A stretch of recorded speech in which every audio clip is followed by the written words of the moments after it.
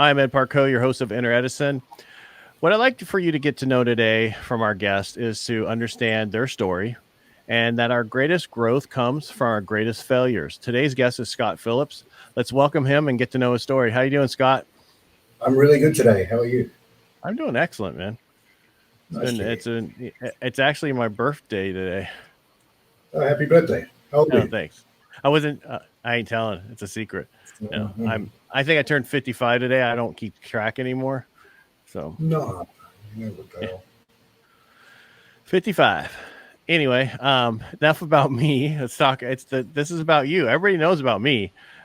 Scott, I got you connected through Steve Sims. I actually read, or I should say, watched his podcast with you, talking a little bit about your history. So for you, my show is perfect. Our greatest accomplishments come out of some of our greatest defeats. You can tell your story, talk about your background. Where do you want to start? Let's start with your childhood. Where'd you grow up? I grew up in Brisbane, Australia. I mean, there was no excuse for what happened to me, right? Like I was good upper middle class family. My dad's a surgeon. I went to good schools. I was somewhat of a child prodigy, and I started university at 15. And wow. Wait until you say wow.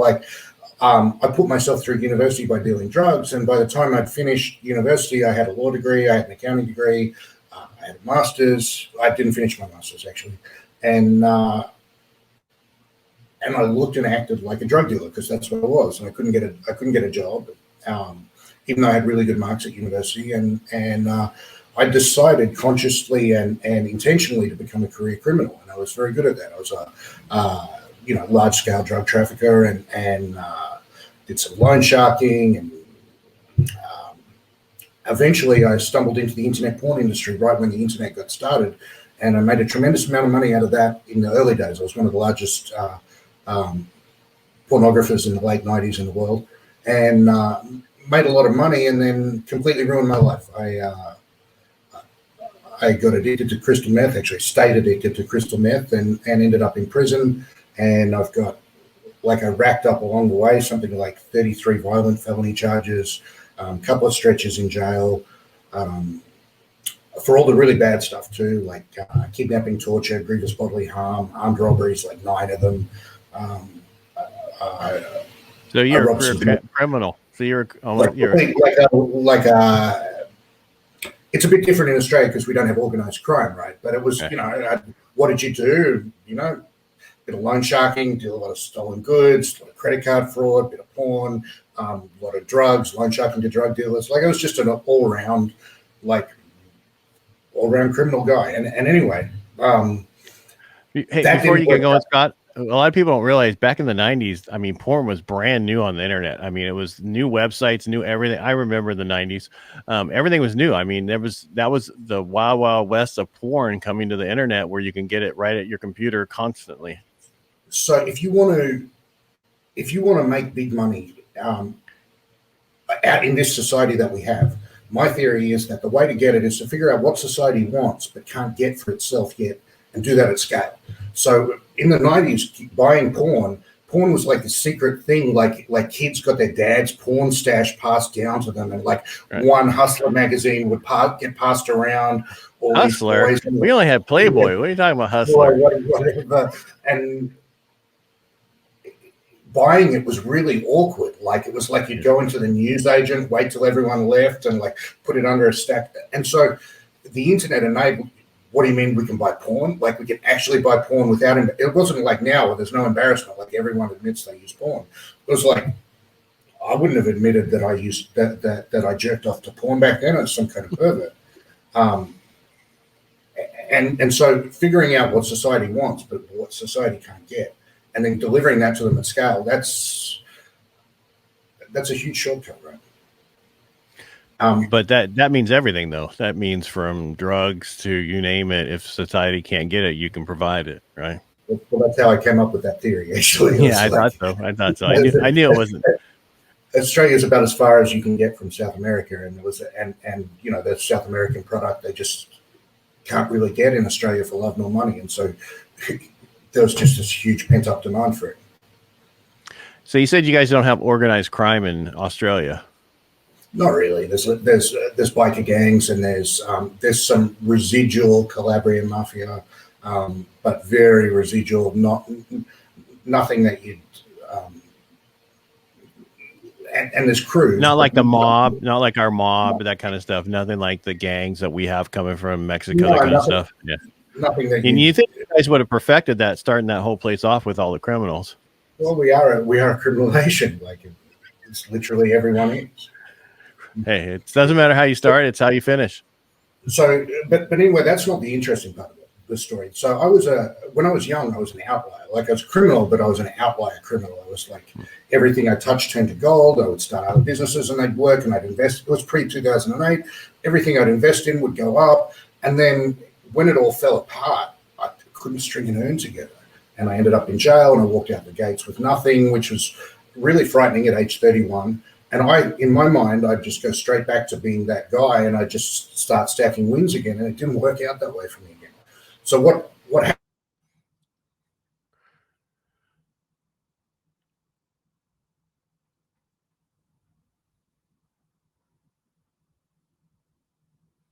Christy, I lost him.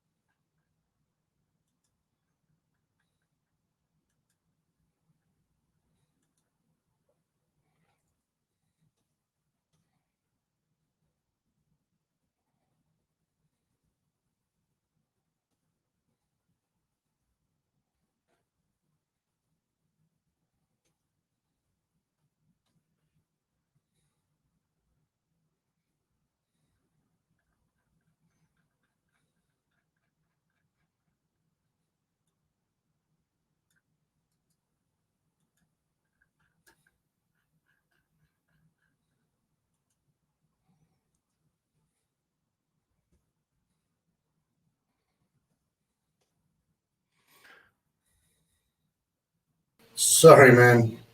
That's all right. My Wi-Fi router completely died, so I connected to phone. All right, Hopefully no problem. That's going to be. All right, so that was about 3 minutes or so. So you were talking about, what were you talking about? See, the problem with this program is I can't exit and go back and edit it. Yeah. So we were talking about how you talking about how your personality really changes. It's always changing. And I think you were talking about how when you got out, everything is going to be the same thing again, and you were talking about that. Yeah. So I got out of prison, and I just naturally assumed I'd go back to winning at life, and everything that I touched turned to shit. And I'd try and do some crime, and the sort of stuff that used to make me $1 million would make me like 30 grand, and it would be like incredibly stressful. And I wasn't on drugs anymore. I'd used the time in jail to quit drugs, and I just wasn't cut out for crime anymore. And I thought I was good. I was a good businessman because I'd been in business for a long time, but it turned out I was terrible at that. And that all the businesses I tried to start lost money, and I needed to upskill myself. And I decided while I was in jail that I was going to learn to trade, and I was going to trade the financial markets. And I really put my heart and soul into learning that, and I put everything into it, and I lost money doing it. I lost money for 3 or 4 years, and almost I went broke a couple of times after getting out of jail, and it was tremendously frustrating. And it only sort of stopped being frustrating when I realized that my past happened for me and not to me. And that there's these huge, amazing lessons in going broke and starting from nothing and being smashed down to a rock bottom. And I was very arrogant, and I didn't get humble, so I got humiliated. Like it was just tremendous. Like I'd gone through the world acting like this complete asshole to everyone that I met. Like I was like your typical really ruthless guy. And so there's this army of people just laughing at me when I finally got what I actually deserved. And I had to start again and build myself a real life. And so what happened is eventually I settled for like some kind of small life, like an achievable goal. And that was a huge mistake. Lowering my goals. I moved to Thailand where living is cheap, and I earned a little living from trading, like not much, like 100 to 150 grand a year. It was enough to live a pretty good life over here. I have a nice family and all that, but that was a mistake. So my life turned around when I 10x my goals. So for me, as soon as I made my goals so big that the person that I was a couple of years ago couldn't possibly have even considered achieving, then I had a basis there. Then I had a reason to change. And I set about systematically changing my personality. Instead of saying, what sort of skills do I need and what do I need to be successful in business, I asked myself, what sort of person would be that successful guy? Like if I look at, our mutual friend, Steve Sims, you only have to talk to him for about 15 seconds before you know he's one of life's winners. Like his attitude, like everything about him sets him apart. Like I don't even need to know how much money he's got to know he's got a lot of money, right? Right. Like he's just one of those guys. And so to me, my personality had always been changing slowly, like almost too slowly to see. And I changed from this really outlier sort of guy that people would routinely call me the smartest person they'd ever met. Like this, it happened so many times it got boring. And then for 10 years, no one called me that because I wasn't the smartest guy anyone had ever met. I was just a mediocre, fat, middle-aged white guy living in Thailand and downsized my dreams and downsized everything. And, if you want to kill a man, you take away his hope. And at the end, my wife had a daughter, and I just didn't want to grow up and have my daughter hear the story that, what was dad like? He was really successful when he was young, but he was a scumbag, and then he kind of got it together and he had this normal everyday life. No, I want an exceptional life. I want to achieve my full potential, and I wasted half my life, so I've got no time to waste. I can't fuck around. Right? I understand that totally. I'm not saying I wasted my whole beginning of the life, but I'm just when as we get older, we have less time and we need to focus more so that we can figure out what we're going to do.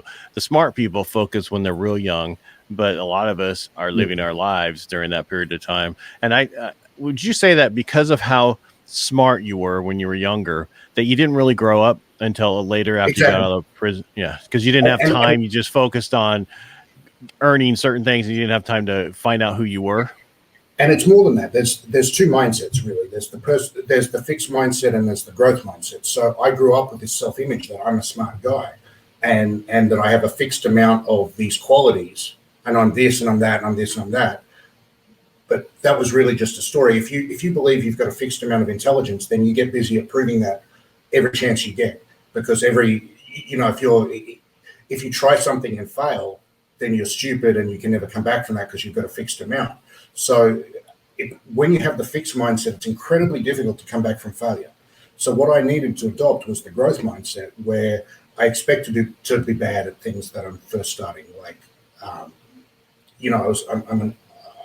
I've done martial arts my whole life, and I took up Brazilian Jiu-Jitsu about 9 years ago, and I was a guy that had a fair claim to being a legit fighter. I'd had a pro fight, and I'd taught martial arts for a long time, and I had lots of fights in jail, and I'd had hundreds of street fights, and I got to Brazilian Jiu-Jitsu, and everyone beat me up. Like the girls beat me up, the high school kids, the nerdy accountants, like everyone just kicked the shit out of me and not for a few months, for like a year and a half. Like I didn't win a match. It was just humiliating. But when I adopt the growth mindset that failure gets me a little bit closer to the goal, fail again, fail better. This is the only way you're going to learn.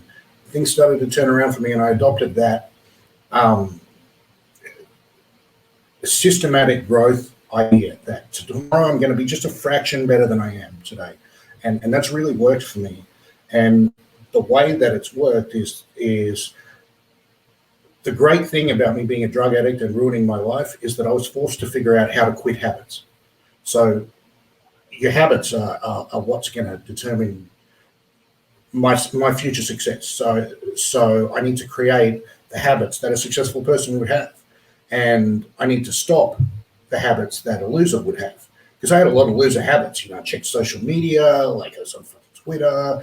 I was incredibly unfocused at work. I would work too hard. I would work 12-hour days and get not much done. I work 4 to 6 hour days and get more done. And so being a drug addict forced me to learn like exactly how to quit any habit. Like it's always the same. And that's been super useful for me. Now, you said the drugs that ruined your life. I don't know if it ruined your life or made you to focus to where you are now, right? Because all of these mistakes we make in our lives actually teach us who we are down the road and actually teach us who we're not, right? Sure. I think a lot of the stuff what I'm hearing is, and I'm not a psychologist, I'm just a regular guy, but you made these mistakes and then you learn from them, and now you are utilizing that going forward. And now you're just bettering yourself a little bit every day and go forward. So let's talk about what you do a little bit. Okay. So I wake up. Hold on, Scott. Was I correct on kind of what I said? You can tell me I'm full of shit. I don't care. No. You're absolutely right. There's a little bit more. There's a little bit more to it. I tend to stay. What I found is that I tend to stay stuck in my failures until I figure out what the lesson is from that failure. It seems to me to be a recurring pattern that as soon as I figure out what the lesson is, that I can utilize that, and then I seem to move forward again. So as long as I'm stuck in that victim mentality of, oh, this sucks, like I'm starting again, age 40, oh, fuck. Do you really have to, like, oh, this is so hard? And it's scarier when you're young, you have a lot of courage, right? Like, because you've got do-overs. Like, you mess up your life in your early 20s, you can do it over. But, I'm 48 years old. There's not many, I've got second chances. There's not many third chances in life. Like I really don't have a lot of, and I like that idea of that pressure as being a catalyst for change. I haven't got the freedom of action. Like it's very simple to me. I either have to keep improving myself as a person, or I'm not going to achieve my goals. And not achieving my goals is unacceptable. I spent my whole life wandering through life, accepting these semi-random results like this. Like, oh, you get a good result here because of some random personality trait. You get a bad result here because of probably the same personality trait. You're a violent psychopath, so you're a good drug dealer, and you're a violent psychopath, so they send you to jail for torturing people. And I'm just accepting these random results. I'm not accepting anything random about my life now. Like there's a very specific thing I want my life to look like at the end, like a very specific vision. And I've got a very strong reason for having that vision. The reason is I don't want my daughter to grow up thinking her dad's a loser. That's my why. That's my everything. And so for me, it starts with a why. Like why do I need to be a good trader, be a good investor? Why do I need to share what I know? Because if I don't, my daughter's going to grow up thinking her dad's a loser, and she's going to be right, and it's going to be terrible for her. And I want my family to have a great life. And then as I'm onto that specific vision for my life, like everyone likes the idea of, making money or doing this or achieving the things that they want to achieve. But what are you willing to sacrifice? For me, I realized that 70% of my social circle was in this, drug recovery 12-step fellowship. And all my best friends were in that fellowship, and they're wonderful people, but I was already earning more than 90% of my peer group, and there was no way for me to feel the pressure that I needed to while I have that safety net. And I was going to these drug recovery meetings where I'm like 10 years clean, and they're like everyone claps for you and they treat you with a great deal of respect. But it was for something that I did 10 years ago, not for something that I did today. So I needed to walk away from that. And I guess my point is that I'm willing to achieve my goals. I'm willing to pay any price. I'm willing to do anything. Nothing will stand in my way. There's just no alternative for me, and it clarifies everything. Like when you can run everything through a simple filter of like, should I do this? Should I not do this? Does it get me closer to the goal? Right. It's like it just really simplifies. So basically, I don't know. Steve Sims put out a meme the other day, and it was about, people without money hang around other people without money. Why is that? Right. And so basically, I learned a long time ago that if you want to better yourself, you hang around people who are better than you. Exactly. So. Yeah. Only people hang around people who are less than them. They want to feel, more powerful than the people around them. Exactly so. Yeah. I mean, that's an ego thing. We all been there, right? We're younger. Now it's focused on what we're trying to do. And just like you were talking about, how do you get to these steps to this point? There was when I've been in sales my whole life, and it's basically when I have to talk to 10 people, the faster I get to those first 9 no's, the quicker I get to that yes. Right. And that's basically everything that you have to set up and what we're looking at doing. 100%. Yeah. So, so we know where you are now. And so what do you trade? I'm just, because you never talked about what you need. So here's my first thing. I know in the States, if you commit certain crimes, you can't get a trading license. I haven't got a trading license. I'm unemployed. Oh. I trade my own book. But I trade mostly futures with derivatives, and I trade fully systematically. So I don't believe that I have the brain power to go, I think gold is going up or I think oil is going down. That's a degree of difficulty that's like Olympic athlete stuff. So I build systems that are based on statistics, and they're black and white rules that I follow absolutely. And I measure my performance about whether or not I follow the rules, not whether I make money. And because they're fundamentally edges in the market, that I make money over the long term. And that's been okay. Like I made a couple of $1 million in 10 years, but I'm not setting the world on fire. It's and so now it's time for me to level that up. Last year was the first year that I made $1 million in a year, ever. Well, in 20 years anyway. And for me, this is just your money you're playing with. Yeah, right? Just mine. Yeah, nobody else. Yeah, no one in the right mind. You should see. But for me, all right. So you've taken the skills that you used to use for drugs and all the other stuff, and then you've learned how to compile that into something to do with the market, which is a form of gambling to a certain point, right? Yeah. A lot of people are like, oh, I do the market. It's still a gambling. I don't care what you say. You don't have. Cryptocurrency. You might as well throw your money out on the street. You have no idea what it's going to be today or tomorrow. It's going to go up, hopefully, in the future. Yeah, but you never know. So.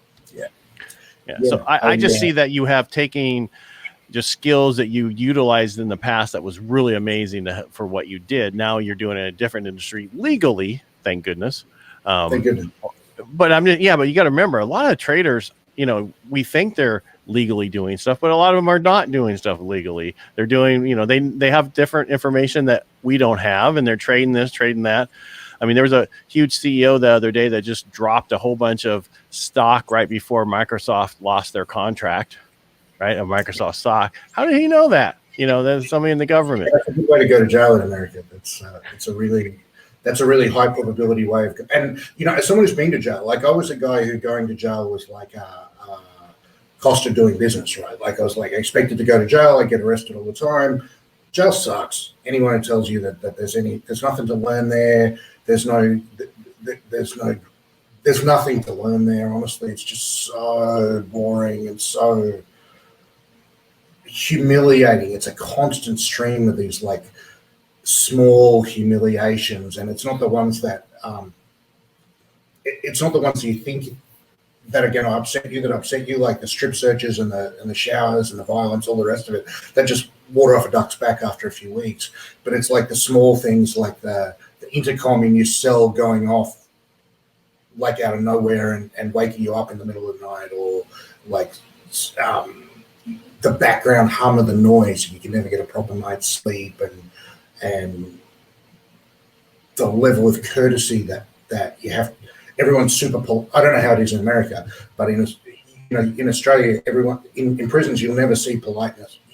Yeah, there's no politeness in our prisons. Yeah. Well, no. I mean, there's really a lot of politeness. So you get stabbed over a coffee cup, right? So it's not like, oh, can I have the salt? It's like, excuse me, uncle, and then wait for him to turn around and say, if you're not using it, would you mind if I have that salt, please? And then you don't grab it. You wait for him to stay sure and put it over to you. Like we're all clear on that. Like I did this with a lot of respect. All you've got in there is respect, right? So you've got to be super.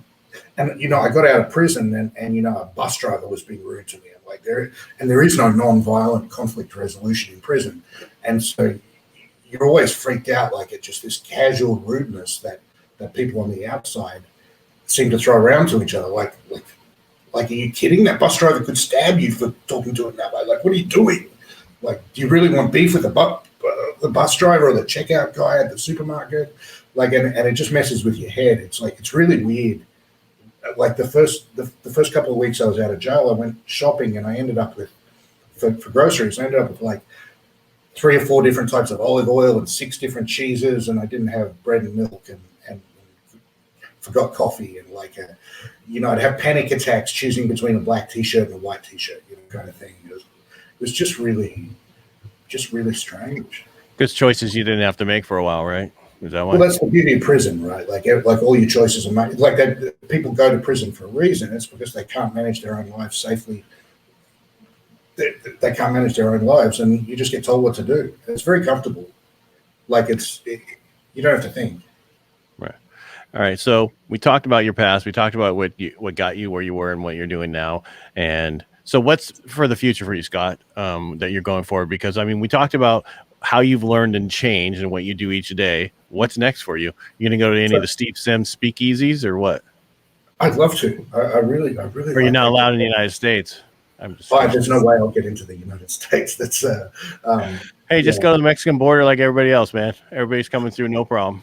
It's such a risk, because I got arrested in New Zealand once for lying on immigration forms about my record, and it was a thoroughly unpleasant experience being sent to jail in New Zealand for lying on. It's like, New Zealand's going to send me to jail for having a criminal record? Like, come on, everyone in New Zealand has a criminal record. I know so many of you. Like, New Zealand is like our little brother island where people. Yeah, I know where New Zealand is. Yeah. I got a couple. I know a couple Kiwis. And it was just hugely embarrassing for me to get arrested in New Zealand. I was with a brand new girlfriend at the time. It was like we just met each other, and I'm being romantic, and let's go to New Zealand and we'll go visit the wineries. And I got arrested at the airport and deported after a week in jail. And I hadn't told her, because she was a brand new girlfriend who I was. And that's all came out in like a hugely embarrassing way. It was thoroughly humiliating for me. But at least you're not, Scott, at least you're not letting your past control your future, right? Well, to me, it's like criticizing a house that I lived in 20 years ago. Like, it's like, yeah, it's a crappy house, but it's like, it's not my house. I moved on. Like, in 10 years, your personality will totally change. You probably won't be friends with most of the people you're friends with. You'll be a completely different person, different goals, different fundamental personality traits. Like, you're not stuck with this, whether you're introverted or extroverted or whatever it is. All that shit is going to change. And what I spent most of my life doing was just randomly slow boiling into someone else without ever putting any thought into who that would be. And now I'm very, very intentional about, if I have this type of thought, if I act in this sort of way, what sort of person am I going to be? Because I started out like a normal kid and I acted a certain way, and then I was that person. And so I'm very conscious of not accidentally becoming someone that I hate again. Because it's okay to make mistakes. Like, it's really, mistakes are the best thing in the world. But what's not okay is to make a mistake and keep making that mistake again and keep making that mistake again. And that's what I used to do. Just make the same fucking mistake again and again and again and wonder why my life was so crap. It was because I didn't fucking learn anything. Like, I was just, as soon as you make a mistake and you go, whoa, that sucked. Oh, I lost a lot of money in the stock market. Well, why did I lose a lot? Why did I do that? Like, why did I make that stupid decision? What was behind that? Once I can figure that out, then I know, well, maybe I don't have to act that. What can I do to fix that so that doesn't happen in the future? And so the vision for me is I build really good trading and investing systems. Like that's what I'm legit good at. And I've learned all the financial mathematics to do with it, like high-end, like hedge fund level trading systems. And I teach those to a bunch of people. And the vision for me, 99% of people selling trading advice on the internet, like conservatively 99%, are just liars. Just like thieves wearing suits, like have never done it, just teaching this beginner dream, which is just like completely fraudulent. And people ruin their lives. Like, I nearly ruined my life. Like, I believed all this trading advice, like you can get rich trading. And you can't get rich trading, by the way. It's a medium paying job. Like, that's what it is. It's like and so my mission is to actually spread the word of what is the truth, what's realistic. Like, the best guys in the world make 20 or 30% a year. Like, and you've got some idiot on a YouTube ad telling you you're going to make 5,000%. Like, it's just not. It's just fundamentally fraudulent. So I'm teaching the truth of investing, and I like to do that. And where are you teaching it at? I have a website called scottphillipstrading.com, and I try and give pretty informed financial commentary, and I always try and remember that I'm still stupid, and I have no predictive powers over the stock market. I can observe what's happening pretty well, but like all of us, we're terrible at predictions, and I'm worse than most. And when I deviate from my trading rules, I tend to get burnt, same as everyone else. But like we say, and you learn from those mistakes, because our greatest accomplishments come out of those, our greatest failures. Just like what you're doing now. I mean, the systems that you're putting together for trading all came from what you went through when you were younger. And and exactly what you said. Failing well is the most important thing in life to me. To be able to fail and not just go, oh, that sucked, and now I'm a victim and I didn't deserve that, and to say, okay, well, why did I fail? And not just accept the first thing that comes in my head. Go back to the root causes. Why did I really fail at trading? Was my why was weak. My why was to make people think that I wasn't a loser anymore. Like why should I care what people think of me anymore? Like, I need a better reason to succeed than I want to look cool. That's a child's version of motivation, right? Like, right. No, I mean, definitely what you're doing. And again, that was what, scottphillipstrading.com? Yes, it is. Okay. Just so people, if they want to look out, find those information, because I think it's really important, because you should really focus more on and tell everybody, I was a crook. I know how to do it wrong. This is why I'm doing it right. You know what I mean? Where don't watch out for the guys who are crooks, who say they're not crooks. Those are the worst ones. Right. Yeah. And what upset me most is I was supposed to be this like streetwise hustler guy, and I was just this total sucker for all these bullshit sales pitch promises. Like for me, it was like, hang on, I'm the guy that rips you off. You don't rip me off. I'm like, oh no, I get scammed again, and I just wanted to believe. It was just willfully denying reality. And I spent a bunch of my life willfully denying reality. I thought that I could go and shoot up crystal meth every day before work, and it was just like, you have a cup of coffee. I need my crystal meth in the morning. Like, now I have coffee, but that was just a willful denial of reality. And I try to live in reality now. Like, see things as they really are, and it's a better way to be. Yeah. Any last words for our listeners to leave them with? Really great pleasure to be here. And what I would say, if there's one thing I have to say, it's that extreme failures where you completely you set it all on fire and you feel like there's no coming back, like that moment where you feel like, oh no, I've ruined everything. That's the perfect bedrock for rebuilding your life. That's the place. It's very difficult to turn it around when you're halfway towards going to shit. But when you've got no choices and everything's all gone, and your belongings are in a cardboard shoebox, and you're walking out of a prison gate, and this is it, and this is what you've got. Okay, that's the perfect place. That's the start where you are. No place but up from there, right?